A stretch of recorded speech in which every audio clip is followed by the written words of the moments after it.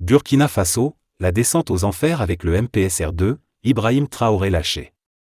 Pour plus d'informations après le générique. Bienvenue sur la Ligue planétaire.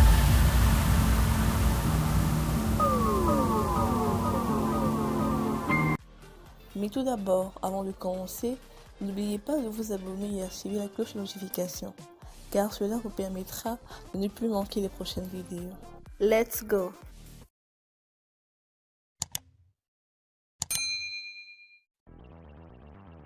« 8 mois de MPSR2 avec Ibrahim Traoré laisse un goût amer qui donne le net sentiment qu'on a lâché la proie pour l'ombre.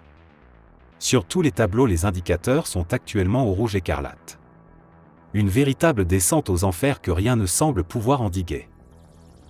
On a beau claironner sur les frappes aériennes et les festins de cadavres de terroristes offerts aux charognards par les avions sans bruit, le nombre d'attaques terroristes a explosé et avec lui celui des victimes FDS, VDP comme civiles.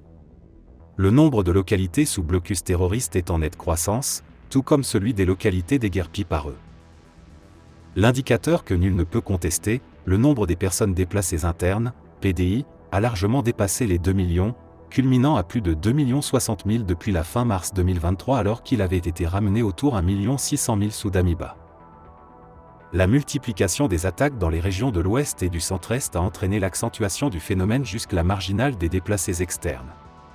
Il ne se passe pas un seul jour sans annonce de villages sommés de déguerpir, pendant que d'autres sont en exécution des ordres de déguerpissement des territoires. Un tableau apocalyptique qui laisse imaginer le drame indicible des populations livrées à la famine, au manque de soins et de services sociaux de base. Que dire quand on pense à la saison hivernale qui pointe à l'horizon? On le sait, les terroristes interdisent les cultures pour accentuer leur pression sur les populations. On court donc vers le pire dans un déni total, preuve évidente d'une absence de solution. Même la plus performante des propagandes ou des stratégies de communication ne peut pas pendant longtemps masquer une telle réalité.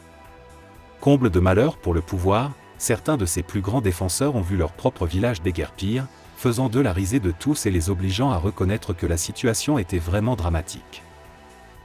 Pourtant le pays est mieux équipé, mieux armé, a plus de moyens et a plus de combattants sur le théâtre des opérations.